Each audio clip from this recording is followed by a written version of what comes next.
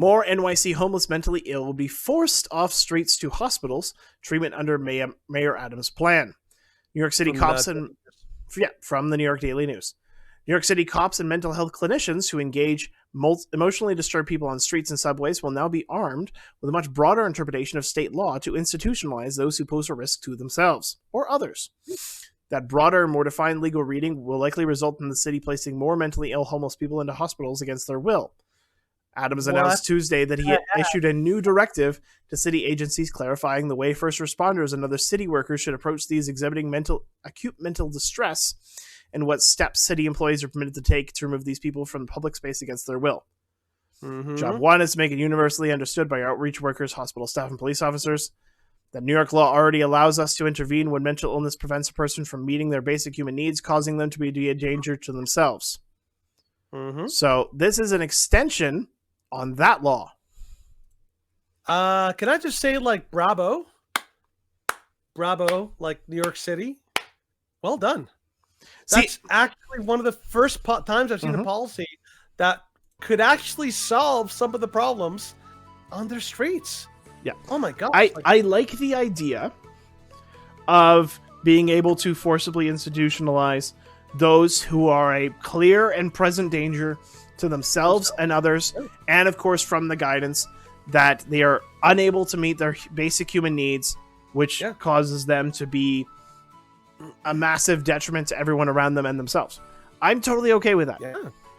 The only issue is that knowing these Democrat-run cities, knowing these Democrat-run areas, is when does the line get passed? Because it will get passed. But it's just a matter of time. Well, like, I agree with you. It's like the only major problem is how will this be done? Will it be done well or not well? But you know, one of my biggest pet peeves with every Democrat-run city across the United States is that they always paint the problem as a homeless problem. That's why I hate the idea of calling people on the street like homeless. Because it just basically makes it sound like this is a one-issue problem. You give them a home, problem solved, issue over. But like anybody I've met who actually works with people on the street, they know that there's a multiple amounts, so many different issues all working together. There's like mental health issues. There are drug abuse issues. There's prostitution. There's all sorts of things. This is actually one of the first times I've actually seen a Democratic city actually make an attempt. What's going on? No, I just have a Conquer Worm. Can you link that BC made law? Because he says that they made a law to imprison doctors and nurses that speak truth. I'm assuming they linked it to some sort of misinformation or mental health guidelines. Because that is unfortunately where I see some of those guidelines going. I think he's talking about Bill 36. Okay, well, I'll look it up. Yeah, you look it up. Because, I do see it going that way. If they're saying it's like, okay, well, we have to institutionalize and hospitalize. Yes, it is Bill 36. Those who are they're a problem to themselves and others. That's totally fine. But when you expand the definition of, they're being a problem to themselves and others, to, well, misinformation is just as much of a harm, as Jacinda Ardern says, misinformation is just as much of a harm as any weapon. Yep. So, good and bad. For now, I'll take it. But I want to keep an eye on this to make sure that this is actually being implemented properly instead of just throwing people that they don't like and institutionalizing them against their will. Well, let's call this what it is. Like, this is the right goal. Yep. And whether or not it's accomplished, it's another matter. Mm-hmm. But I agree. This is the right goal because believe it or not, institutionalizing people against their will in the past has actually been like the norm. It's actually been like what the most compassionate thing to do to people. Realizing that a person, like today, I'll give you a good example, and I can move on there. Today I was at Valley Village, and when I went into Valley Village, there was this like lady walking around the front of the Valley Village, just kind of pacing and muttering to herself. And I'm just like, oh, okay. Like, I didn't know anything about it, but I thought maybe she is just like, waiting for a ride. Maybe she's homeless. I don't know what it was, right? And then when I came out, like I think it was an hour later, I saw her, the same lady, sitting on the ground, and just kind of like shaking, kind of like, you know, like that. And same thing, just kind of muttering to herself and all that kind of stuff. And in my head, I'm like, it is minus like 25 out here. I mean, she's got a jacket, but I'm like, it cannot be good for her to be standing there. And sure enough, they had called somebody because they said, like, yeah, we like, if this lady stays there long enough, she's probably going to get frostbite or pneumonia or something, and then that's going to be a much bigger issue. And so I'm like, yeah, in those cases, as much as you want to give people, like, you know, their autonomy, like, it's, you gotta think about their well-being. You do. So I'm glad that they're not just throwing people in shelters. That is basically a band-aid solution at best, and actually trying to at least send them to a hospital that has at least some operating like procedures that will at least hopefully keep people in a better place. Right? So let's hope so. Yeah, let's hope so. Now, of course, moving on to slightly different topic, going from institutionalizing those that are a danger to themselves and others to video of individuals that are clearly a danger to themselves and others, and they get away with it because everyone is too afraid. And of course, everything has to reload after my computer crashed. Well, it's not this first one. This one is crazy, but it's not that, because that's like people breaking into a flash mob into. I hate how it just appears right behind my camera. It's so annoying. So from Kaleo.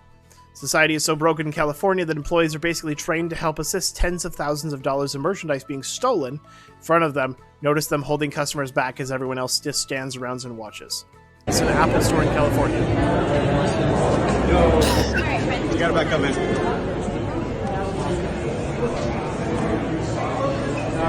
Let them go. They're gonna help themselves. Yeah. They're just grabbing all the display merchandise, and the employees are just calling about it. And they're just yanking them out, breaking whatever they will. The employees are acting as like this is a normal day. Oh, it's a Tuesday. You gotta back up, man. Tuesday in California. Yo, should we stop them or what? Should we stop them?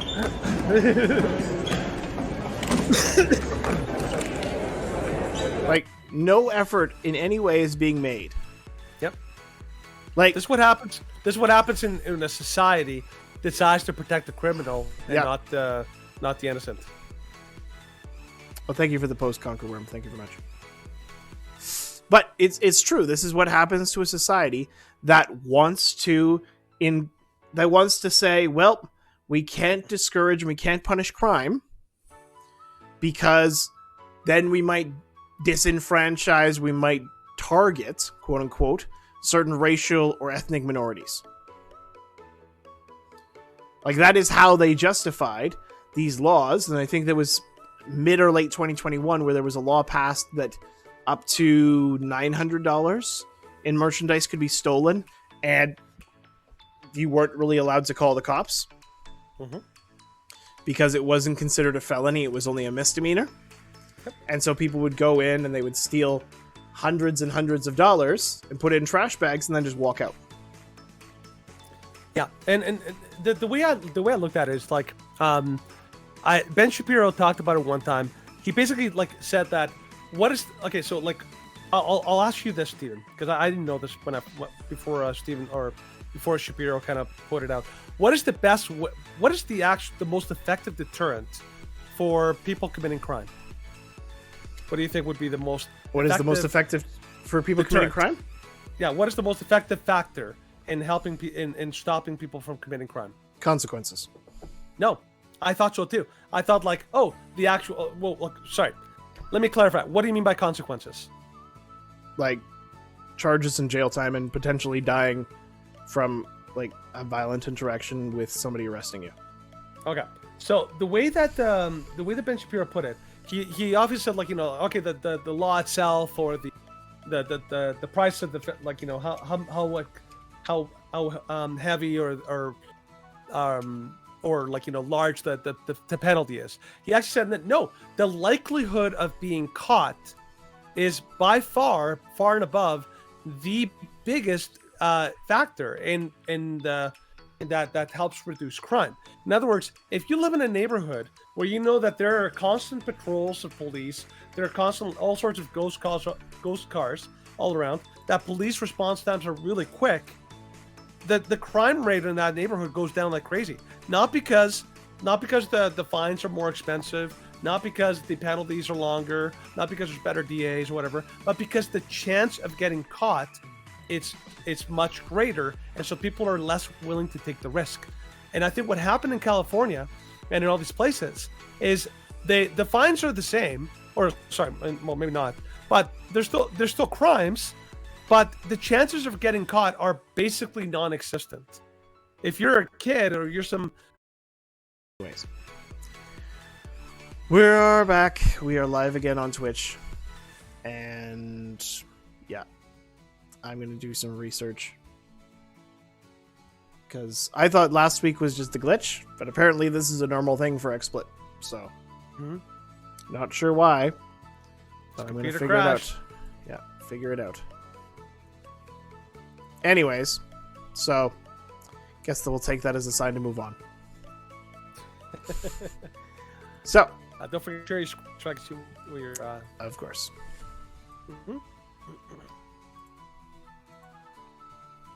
Thank you. So, this one is going to be a little interesting. So, from the Daily Wire.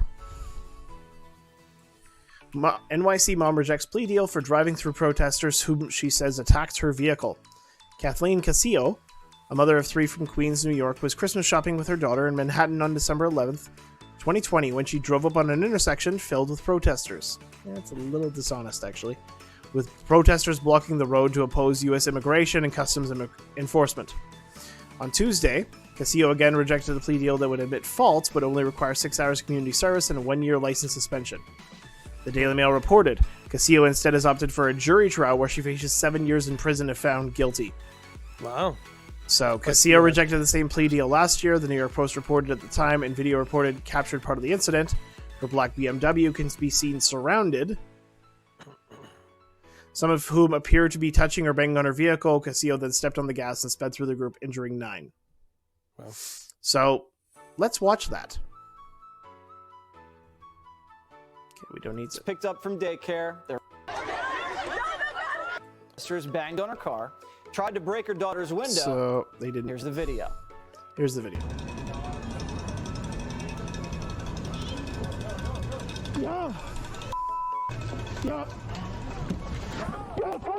She actually bumped into the guy the first time.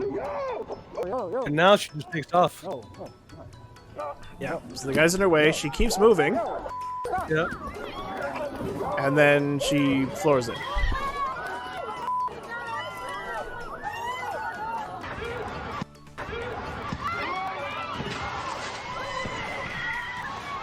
So the first view is actually the best of all these perspectives. Yeah.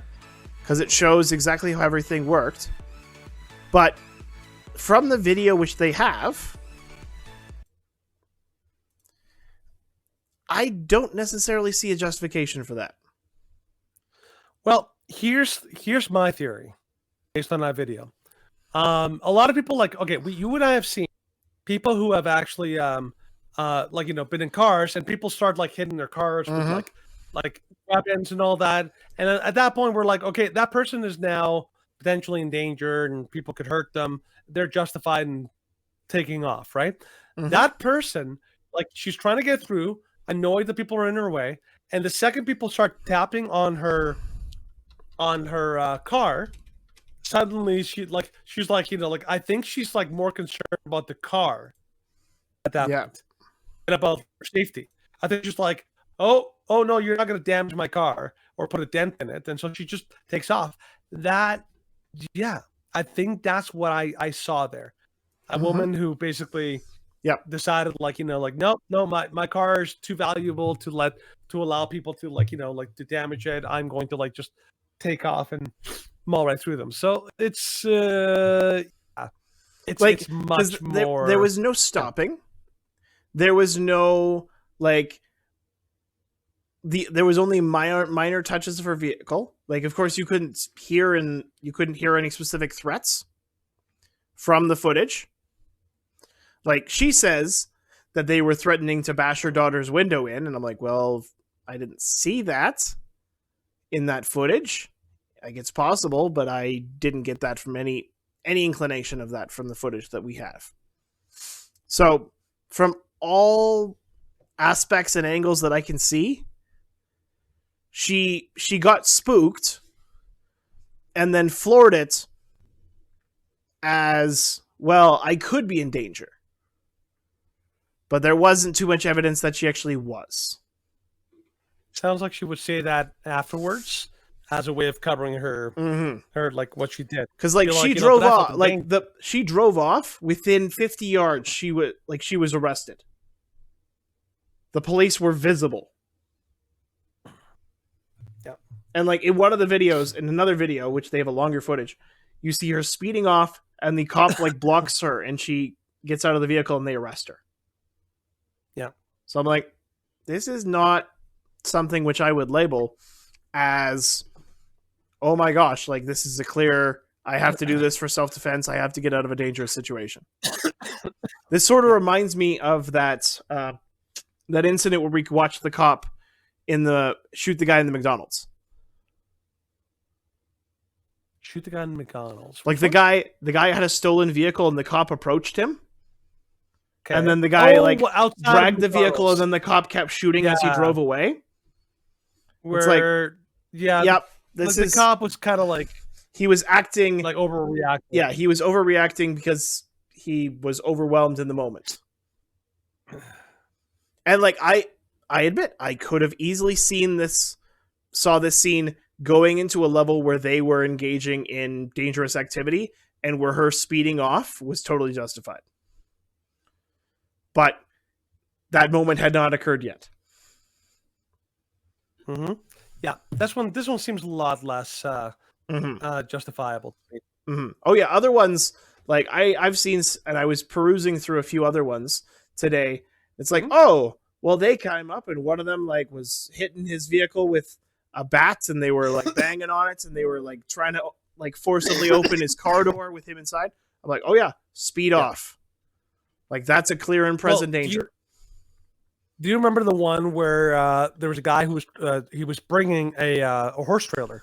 Yep, I remember And that the one. people started they started like not only to bang but also to threaten the horses, and they're saying like, yeah, they're turning around. It's like, you do not understand how this thing works. There is no turnaround option. It only goes forward. Yeah. And I'm not going to put my horse Mhm. at risk by you knuckleheads. So he Yeah. decided like he's going right through. I was like, dang, boy, that's how it's done. Yeah, that's how it's done. Well done. So, Mhm. I thought that was an interesting one. a- It was worthy of discussion. It's a good example of you need to like look into the details and not just jump to conclusions Yeah. based on the headline. Yeah, because it's just not. Once you look into it, you're like, yeah, that seems very unlikely to be justifiable. So, also seems kind of crazy that lady chose a jury trial where she could face 7 years Yep. rather than 6 hours Mhm. of community service. And a year Like suspended it's license. interesting that they That's would offer her fine. 1 year suspended license and 6 hours of community service, when it's like, Yeah. okay, you clearly should have a case here. When like a 6-hour community service and a 1 year suspended license, like that screams that they don't have a case. Because if they, They probably like- don't have a case. yeah, it's like it's not absolutely certain that she acted maliciously. Like there is the possibility that something happened was that nobody actually scared. saw, that she was like there was a clear and present danger to her life. And of course, in order to accuse and convict somebody, you need that, like, we have to be absolutely certain that she was in the wrong and that there wasn't any risk. So that's probably why they Mhm. did it.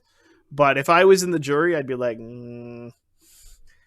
I would wouldn't seek a serious offense, but I'd be like, yeah, you're not going to get away with nothing. But we do have to move on to something where, Let's do it. yeah, I don't know what yeah. I don't know how to address it this did guy. not- Yeah, you did look at not this seem obvious to and me it until- didn't seem obvious at first. Nope, not at all. I didn't So- see it. Yep. From a tweet from Senator Scott Wiener. Not even 24 hours after MAGA grifter Charlie Kirk tweeted homophobic lies about me, I received this threat repeating one of his lies. But that was the point, riling people up against me and other LGBTQ people. Words have consequences, and Twitter is becoming a cesspool for this crap. So, I'm just going to read this terrible, horrific threat. It's a shame you come out and you're trying to release all these pedophiles. You're okay with people intentionally giving other people AIDS. And your office can't even pick up the phone to answer these questions. You're sick, man. I don't even call you. You shouldn't even be a man. You're a sick individual. I don't care about what you do off hours, but when you try and force it upon California, it's like myself and others. You'll have something coming to you. People like you won't be able to walk down the streets when light comes to the darkness that you are effing providing, you piece of S. So, reading this post, 3 things wrong. I'll give you 5 seconds. 4, Think about why this is 3, wrong. Okay. 2, You 1. see this line here, and this line right here, That little suck. and this little indicator right here. What is that indicator? What is that thing called? I believe it's called a word cursor. Oh. what's that? Because it's Wait, what happens in Microsoft Word to show where you're currently typing. Ooh, snap. Yeah. That sounds like maybe it was more like a screenshot. Yep. A screenshot that you of stuff. So That sounds probably like not the kind of best thing- idea to post that sort of stuff, Scott. You know, the best part about this is that that's the kind of thing that a sophomore in high school who wants to sound cool. Oh, so he's all like, the MAGA I'm not conspiracy. gonna He's like, the threat was a voicemail. This is a transcription. It's like, if it's a voicemail, then play the audio file. Yes, exactly. But of course, he won't do that. No, Did the of course. person who sent the threat also scream, "This is MAGA country"? The whole thing is so very scary. I love how all the memes are just like totally Jussie Smollett. It's hilarious. Jussie Wiener. Oh my gosh! Like this is this week in satire. Oh yeah, passing it to him, and he's like, "Oh, I'm so That's sad," amazing. and passing it to himself. This is the work fake threat I've ever seen. At least spell check is working. Oh, this is fantastic. I'm setting up the scene so that I can cry. Oh my goodness. This was Twitter. This was great. Twitter, you're just so fun. yeah, You're just a fun sometimes place. Twitter, you never cease to amaze. That was great. Well done. That would be like an episode right there for Brett Cooper. Yep, You know, that would be an episode for yeah, Brett Cooper. That would be so good. That'd be really, really good. Oh, fantastic. All right, but now we do have to talk about some really crappy things. Well, and I'm a not talking crap about the thing. Sovereignty Act. I'm talking about the Yeah. crappy response. Sovereignty Get Act your- is get actually your really act- great. Get your act together here, Mr. Wiener. A little too far? Too far? Did I push it? I could go further, but I won't. So, overview. Bill 1, Alberta Sovereignty with United Canada would defend Alberta's interests by giving us a legal framework to fight federal laws or policies that negatively impact the province. If passed, the act will be used to push back on federal legislation and policy that is unconstitutional or harmful to our province, our people, and our economic prosperity. This may include overreach and interference in areas our government considers provincial jurisdiction, such as firearms, energy, natural resources, and COVID healthcare decisions. The Act would give Alberta a legislative framework and a democratic approach for defending the federal-provincial division of powers while respecting Canada's constitution and the courts. So, this sounds pretty good so far. What it does, be used only when the Legislative Assembly debates and passes a motion that identifies a specific federal program or piece of legislation as unconstitutional or causing harm to Albertans. It will ensure all constitutional legal requirements are met before steps are taken to respond. It will respect court decisions if a response is challenged successfully in court. What it doesn't do will not allow Alberta to defy the Constitution. It will not allow Alberta to separate. Damn it! Will not allow Cabinet to issue unconstitutional orders in council, including giving instructions that are outside of provincial jurisdiction to provincial entities. It will not allow Cabinet to give instructions to private individuals or corporations that aren't provincial entities to violate federal law. So that's fairly self-explanatory. It's like, okay, well, if it's unconstitutional because the Trudeau government is been known to operate outside of the law, or if it deliberately harms Albertans, then this is when we challenge it. And this gives us extra powers to fight it, or to at least stall it for a longer period of time, so that we can work for what's best for Albertans. I think he's just making that up. I think Justin Trudeau is always working for the best of Albertans. Oh, I know. And he's always thinking about us. That's why we were the first province that he named. When he, like, on the Canada 150, and he named all the provinces, he named us first. He definitely named us first. But he just forgot to mention us. Yeah, forgot to mention us ever. Yep. He was first in his mind because he was forgetting to mention us. It's like, it's difficult to remember the first one. It's really hard. Yeah. So, Alberta Sun Free Act plays a dangerous game for no rational reason. Thank you, CBC, for completely going crazy. A game of political chicken is being played with the Constitution and national unity. It was touted initially as the Alberta Sovereignty Act, was finally tabled in the province's legislature under a more elaborate title, the Alberta Sovereignty within a United Canada Act. If the additional words in the official title sound familiar, it might be because they bear a striking resemblance to a motion Stephen Harper tabled in the House of Commons as Prime Minister in 2006. Give you a hint. It has nothing to do. It's no relation whatsoever. Yeah. He proposed that the House formally recognize that the Quebecois form a nation within a united Canada. No, that's not what they're asking to do here. Yeah, they're not. No. Harper's motion was an attempt to parry a motion tabled by the Bloc that called on the House to recognize Quebecers form a nation. The BQ's motion was a handy way of causing trouble for the Libs, which was embroiled in a contentious leadership race and internal debate about whether to apply the concept of nationhood to some or all the people in Quebec and to the country writ large. So the immediate results of this parliamentary bricksmanship and word games was that nearly everyone found something in Harper's motion they were willing to support. The resolution passed by a vote of 265 to 16. One of the vote dissenters was Ken Dryden, the legendary goalie who was a Liberal MP from 2004 to 2011. He condemned the whole affair as unserious and potentially dangerous. Yeah, being one of the 16 people that thought so. Yeah. He's in a dangerous minority there. But so this act, according to CBC, and according to an open, even proud explanation by one of the minds that conceived the idea of the Alberta Sovereignty Act, it was supposed to be unconstitutional. That seems to give the game away. On that score, Smith's government seems to have succeeded. Well, no. According to most legal estimates, this is constitutional, so you're wrong, CBC. It fundamentally upends a number of stabilizing principles in our Canadian constitutional order, said Eric Adams, a constitutional scholar at the University of Alberta. Can I say something about that? Like, what the way that person phrased that, that's a concept, not a fact. Yep. That's an interpretation. It's a fundamental upending. It's like, well, how does it do that? It fundamentally upends it. Yeah, pretty much. Yeah, it's intentionally like a word salad. Make it sound like oh, he knows what he's talking about.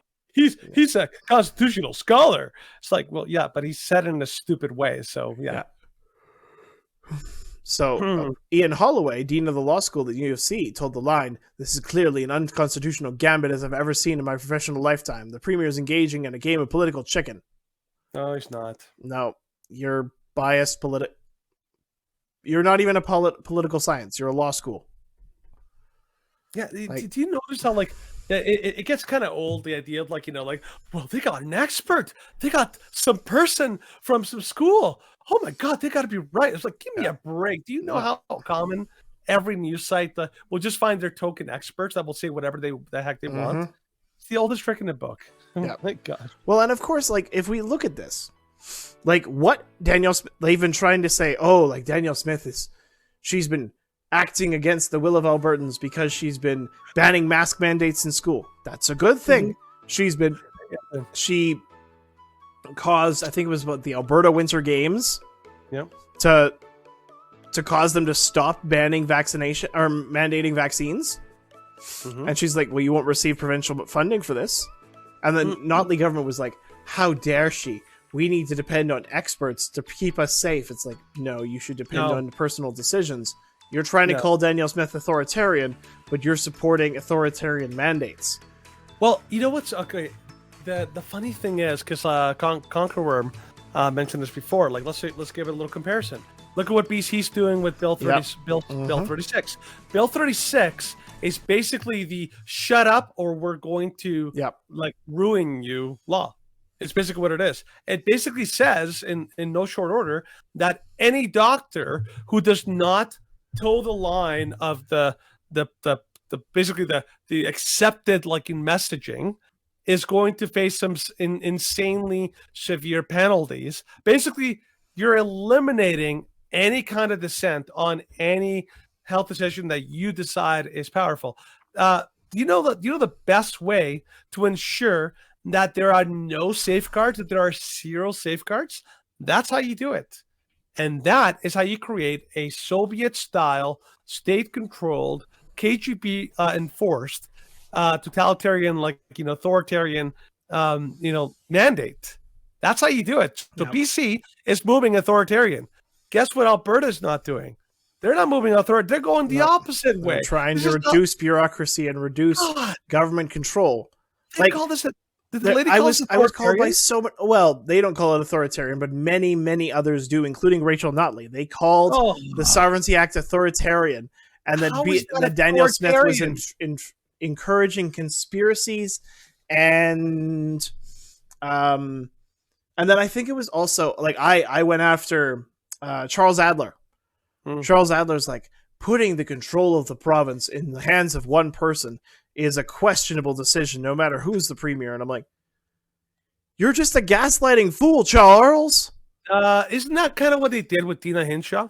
Yeah, it was. And he was totally on board with that. He was totally Charles on board Adler, you leftist hack. Yeah, this is like it's like the what do they call that? A lot of people called it the abuse of like the experts or whatever, like the cult of experts. Yeah, where basically like you call someone an expert, and suddenly like they have like completely unrestricted power, godlike power. Yep, godlike power. They're basically the priests of our modern day, and anybody that does not say what the priests say is basically committing blasphemy. So this is like a modern day religion. It's basically what they're doing. So it's crazy. So yeah, so good on Alberta is actually moving in a direction that I'm actually like. Oh yeah, like looking is going good.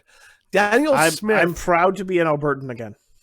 Yeah. Did you see like her interview with Jordan Peterson? Yes, it was great. And I love how she explained that Canada is a very bizarre creation. It is not normal. No. So if you want to compare Canada to the States, it doesn't work. The States is completely different. They operate by a different system of ways. She basically said that because it's a confederation, that the provinces got an extraordinary amount of autonomy and self-governance.